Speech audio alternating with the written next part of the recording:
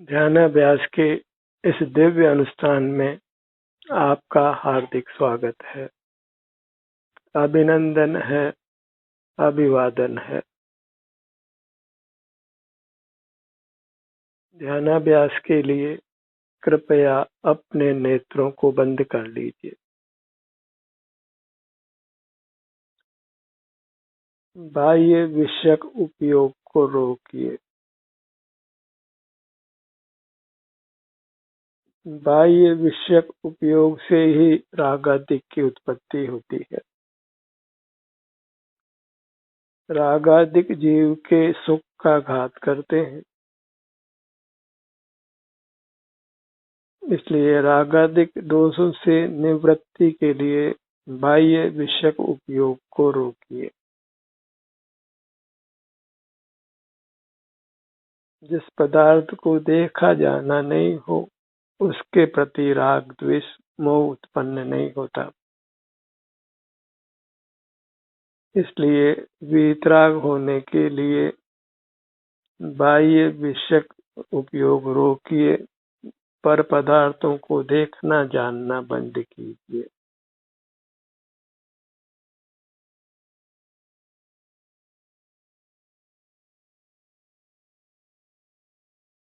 और पर पदार्थों को देखना जानना बंद करने के लिए अपना ध्यान अपने आप पर लाइए, अपने विस्तार पर जो हमें अनुभूत है। बिना इंद्रियों की सहाय के ही हमको अपना विस्तार अनुभव में आता है। यहाँ आराम या वेदना की स्थिति होने, सिर से पांव तक यह मैं हूँ ऐसी प्रतीति बिना इंद्रियों के ही हमको होती है।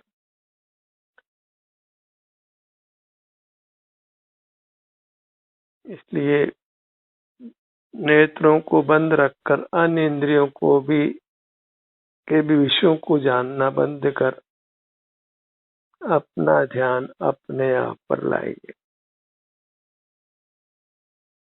इससे आप जितेंद्रिय होते हैं, और जितेंद्रिय होते हैं तो फिर जितमोह होते हैं।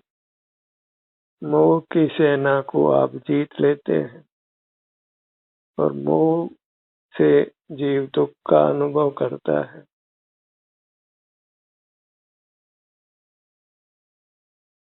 और निर्मोहता से जीव सुख का अनुभव करता है। ध्यानाभ्यास को रागादिक से मुक्त होने के लिए कीजिए। शरीर में तीव्र वेदना होने या तीव्र रोग होने पर ध्यान से तत्काल लाभ की अपेक्षा मत करिए।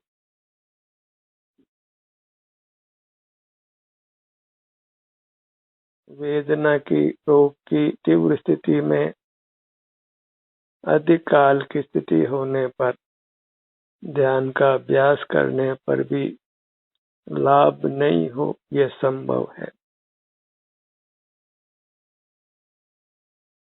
शारीरिक रोगों की तात्कालिक निवृत्ति के रूप में ध्यानाभ्यास से अपेक्षा करना योग्य नहीं है। ध्यानाभ्यास से इस चमत्कार की उम्मीद मत करिए कि आपका तीव्र शारीरिक रोग या वेदना ध्यानाभ्यास से तत्काल ही मिट जाएगी। मोह में मंदता आने या मोह मिटने से अवश्य ही आपको वैश्विक दुख में निवृत्ति मिलती है। इंद्रिय दुख से आप मुक्त होते हैं। और जब आप मोह को जीतते हैं, मोह का अभाव करते हैं, तो फिर कालांतर में आप सभी दुखों से मुक्त होते हैं। मोहजनित दुख से भी मुक्त होते हैं और कालांतर में शारीरिक दुख से भी आप मुक्त होते हैं। और इसमें अधिक समय भी लग सकता है, पर रागादिक के दोषों से आप तत्काल ही मुक्त होते।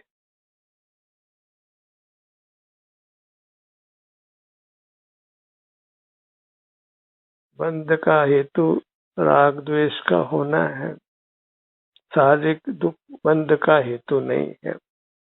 इसलिए शरीर में दुख होने पर सहिष्णु होकर शांत परिणामों से इसका वेदन कर लीजिए और अपने सन्मुख रहकर रागादिक दोषों से बचकर बंध से बचिए।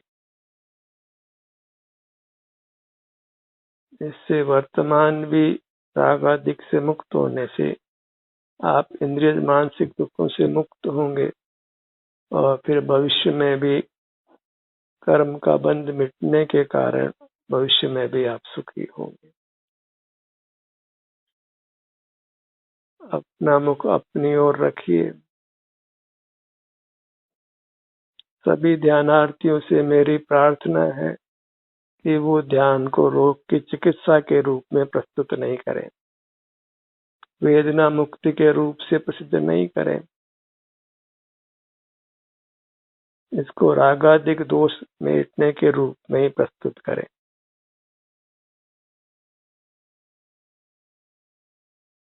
अन्यथा ध्यान के संबंध में लोगों को भ्रांति हो सकती है कि ध्यान करते करते भी उनके शारीरिक वेदना में लाभ नहीं हो रहा है और इसके विपरीत अंतर्मुख होने पर शरीर में वेदना का अनुभव होने लगा है।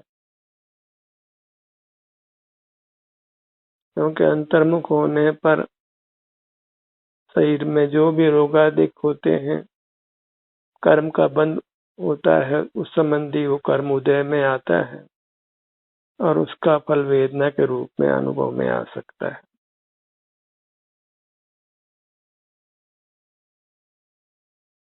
जो भी कर्म है असाता उत्पन्न करने वाला, अंतर्मुख होने पर उदय को प्राप्त होता है और उससे वेदना शरीर के विभिन्न भागों में अनुभव में आती है।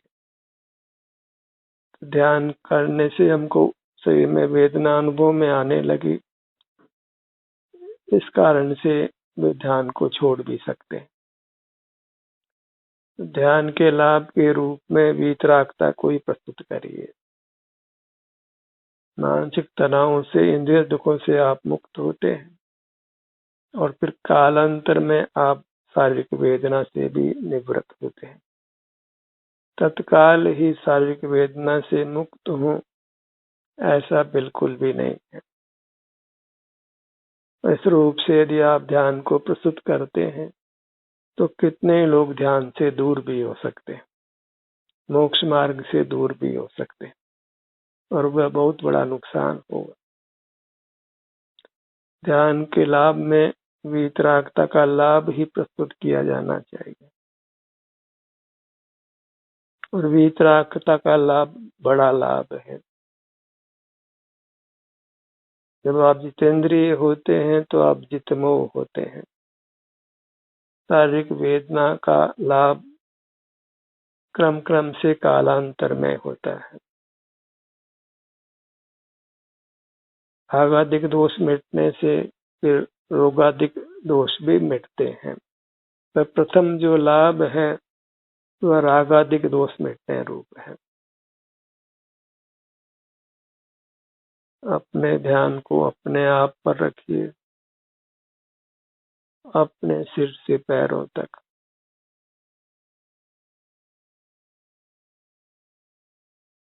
अपनी सीमा में रहिए, सीमा को उल्लंघना नहीं है। इंद्रिय द्वार से हम अपनी सीमा उल्लंघते हैं और फिर नाना दुखों में जा पड़ते हैं। अपने काया को लक्ष्मण रेखा मानकर इसका उल्लंघन मत करिए।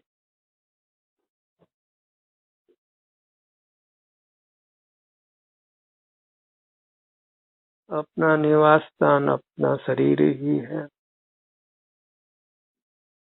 अपना आभ्यंतर शरीर मूर्त शरीर में है और वही हमको शरण रूप है। आपको आपकी शरण है।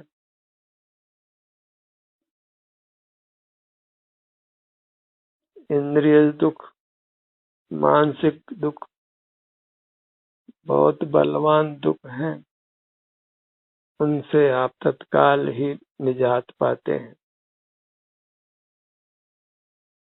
अपने ध्यान को अपने सिर के भाग पर लाइए।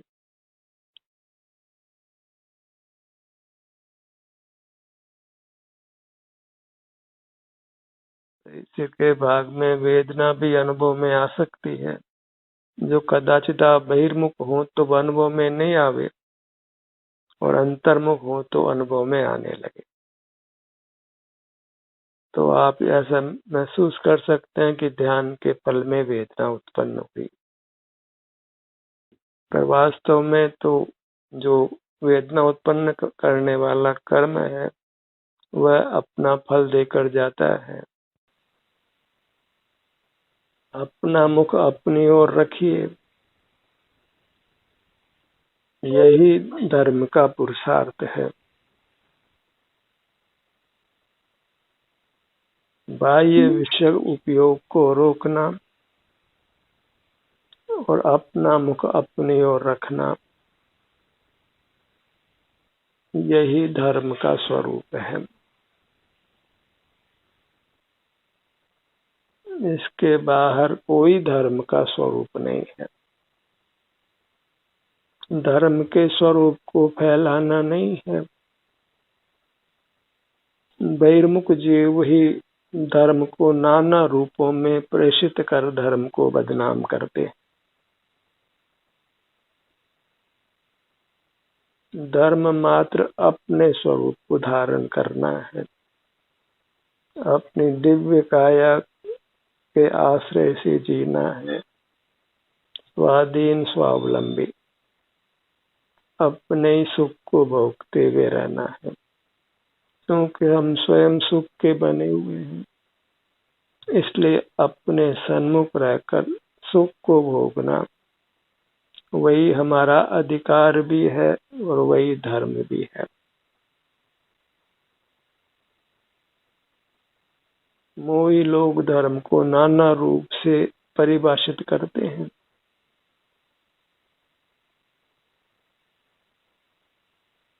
धर्मी जीव अति अल्प ही होते हैं, सदा काल इंद्रिय ज्ञान में खड़े रहकर हम धर्म का अनुभव नहीं कर सकते, धर्म को धारण नहीं कर सकते हैं। अतीन्द्रिय होने का नाम ही धर्म है। इंद्रिय संयम अर्थात इंद्रिय ज्ञान का निरोध करने का नाम ही धर्म है। मूर्त पदार्थों को देखना जानना बंद कर देना, उसी से जीव मूर्त कर्मों के बंध से मुक्त होकर सुखी होता है, परमात्मा होता है। एकाग्र होना माने अपने अग्र होना, स्वमुखी होना, अन्य चिंता का निरोध करना, अन्य पदार्थों को विषय बनाने से अपने को रोकना। जब अपने सन्मुख होते हैं इंद्रिय द्वारों को बंद कर, तो हमें स्वतः सुख की स्फुरना मिलती है, सुख का अनुभव होता है। और सुख ही हमारा प्रयोजन है, सुख की हमको कामना है। जितने भी जीव बहिर्मुखता में भी पुरुषार्थ करते हैं, यत्न करते हैं, वो सुख के लिए करते हैं, भले उनको सुख नहीं मिलता हो। वैसे सुख पाने के लिए जीव बहिर्मुखता में प्रयत्न करता है, और वैसे एक सुख है वो कदाचित तात्कालिक सुख सा लगता भी हो, पर उसका अंत विरस ही होता है, इसलिए वह सुख नहीं माना गया। इसलिए उस विषय सुख को प्राप्त करने का प्रयत्न भी झूठा है, मिथ्या है। समीचीन सुख अपने सन्मुख होने से मिलता है, इसलिए इंद्रिय द्वारों को बंद रखकर बस अपने सन्मुख रहिए। आप फिर भले ही आपको शारीरिक वेदना का भी अनुभव हो, कदाचित तीव्र भी अनुभव हो, तो अपने सन्मुख रहते रहते भी शरीर की वेदना मिटती नहीं अपितु बढ़ती हो, तो भी ध्यान का साधन मत छोड़िए, अन्यथा मोक्ष मार्ग का अभाव होता है। फिर दूसरा कोई उपाय नहीं है कि हम बहिर्मुख रहें, और बहिर्मुखता का फल तो अनंत संसार है। अपने ध्यान को अपने ललाट भाग पर लाइए।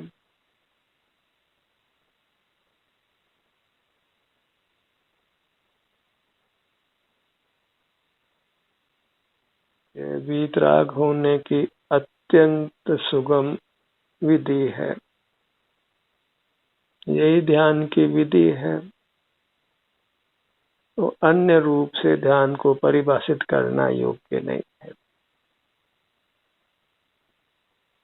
केवल अपना मुख अपनी ओर करना, फिर जो भी संवेदना आपको अपने में मिलती है, आपकी जो भी वर्तमान अवस्था आपके अनुभव में वेदन में आती है, उससे हमें संतुष्ट रहना है। ध्यान का यथार्थ स्वरूप इतना ही है। फिर ध्यान की तैयारी के लिए आप कुछ भी अन्य उपाय करें, पर वो ध्यान नहीं है।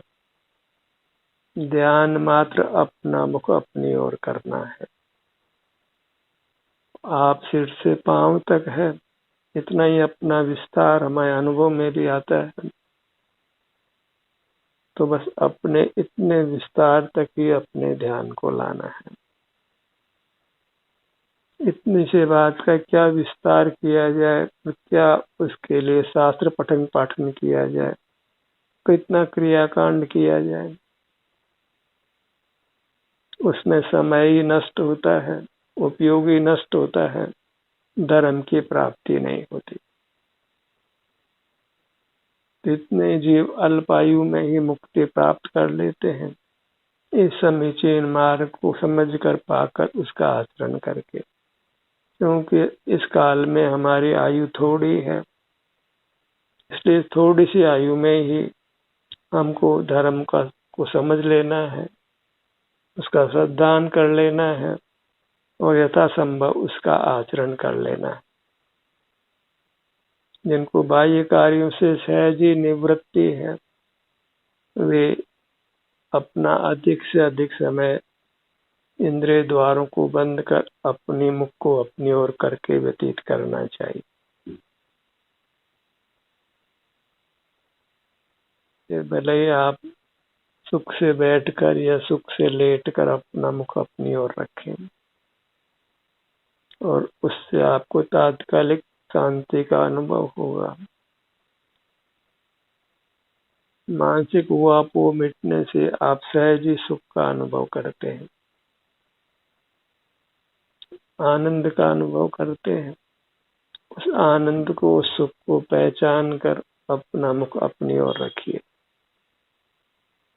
शरीर के किसी भी भाग में जो सरोग है, रोग सहित है, उसमें आपको वेदना का अनुभव भी होगा, पर उससे आपको आत्माभिमुखता, अंतर्मुखता को छोड़ना नहीं है।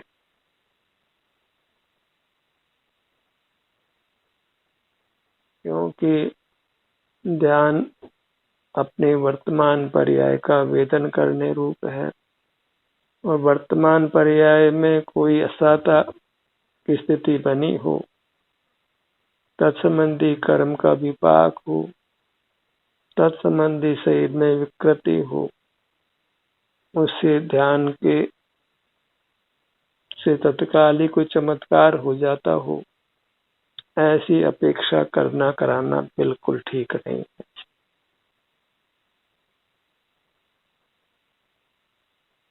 अपना मुख अपनी ओर रखिए, यही धर्म का पुरुषार्थ है। बाह्य विषय उपयोग को रोकना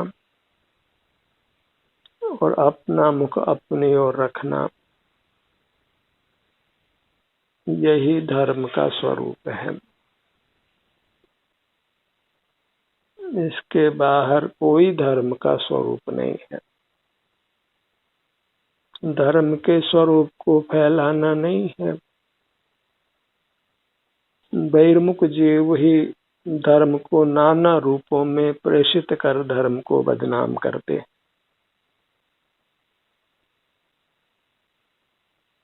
धर्म मात्र अपने स्वरूप को धारण करना है, अपनी दिव्य काया के आश्रय से जीना है, स्वाधीन स्वावलंबी, अपने ही सुख को भोगते हुए रहना है, क्योंकि हम स्वयं सुख के बने हुए हैं।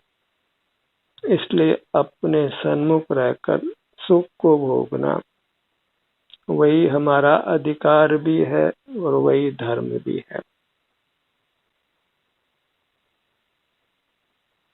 मोही लोग धर्म को नाना रूप से परिभाषित करते हैं।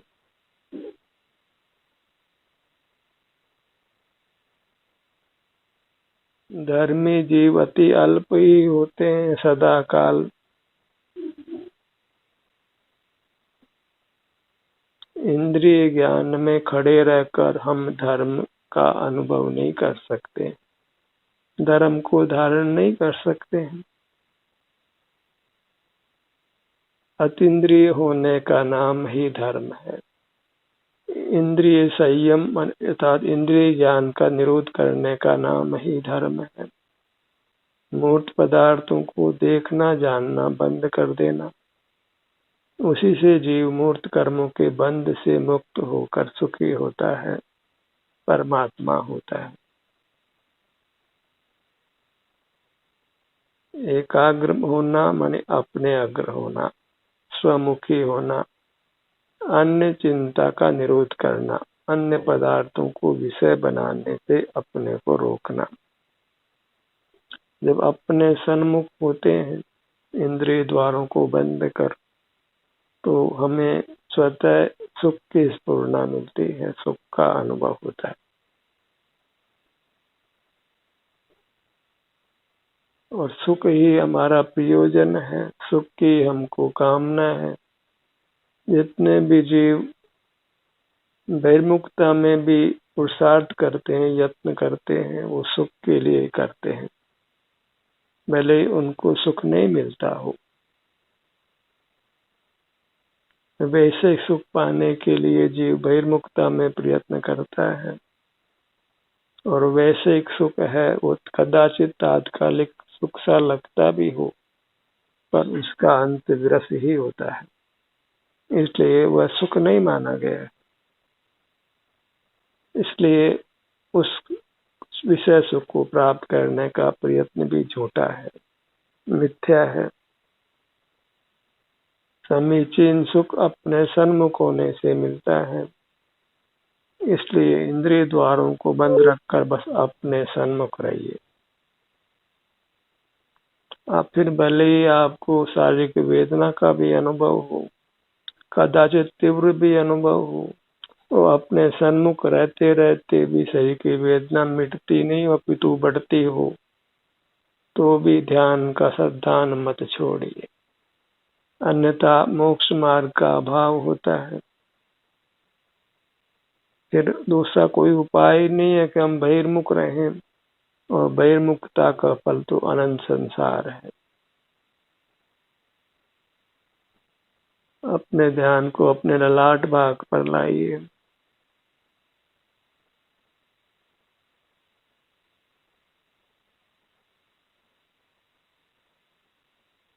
वीतराग होने की अत्यंत सुगम विधि है, यही ध्यान की विधि है। तो अन्य रूप से ध्यान को परिभाषित करना योग्य नहीं है। केवल अपना मुख अपनी ओर करना, फिर जो भी संवेदना आपको अपने में मिलती है, आपकी जो भी वर्तमान अवस्था आपके अनुभव में वेदन में आती है, उससे हमें संतुष्ट रहना है। ध्यान का यथार्थ स्वरूप इतना ही है। फिर ध्यान की तैयारी के लिए आप कुछ भी अन्य उपाय करें, पर वो ध्यान नहीं है।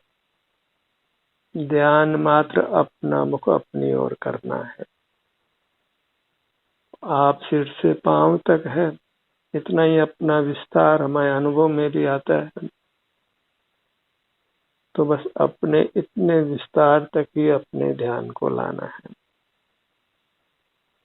इतनी से बात का क्या विस्तार किया जाए, क्या उसके लिए शास्त्र पठन पाठन किया जाए, कितना क्रियाकांड किया जाए,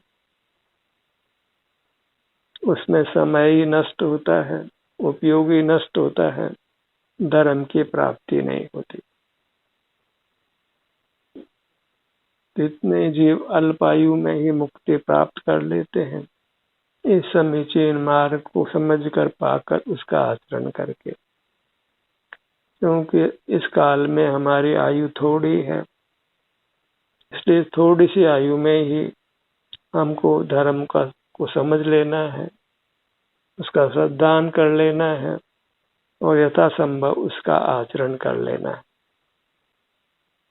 जिनको बाह्य कार्यों से सहज ही निवृत्ति है, वे अपना अधिक से अधिक समय इंद्रिय द्वारों को बंद कर अपनी मुख को अपनी ओर करके व्यतीत करना चाहिए। फिर भले ही आप सुख से बैठकर या सुख से लेटकर अपना मुख अपनी ओर रखें, और उससे आपको तात्कालिक शांति का अनुभव होगा। मानसिक उहापोह मिटने से आप सहज ही सुख का अनुभव करते हैं, आनंद का अनुभव करते हैं। उस आनंद को, उस सुख को पहचान कर अपना मुख अपनी ओर रखिए। शरीर के किसी भी भाग में जो सरोग है, रोग सहित है, उसमें आपको वेदना का अनुभव भी होगा, पर उससे आपको आत्माभिमुखता, अंतर्मुखता को छोड़ना नहीं है।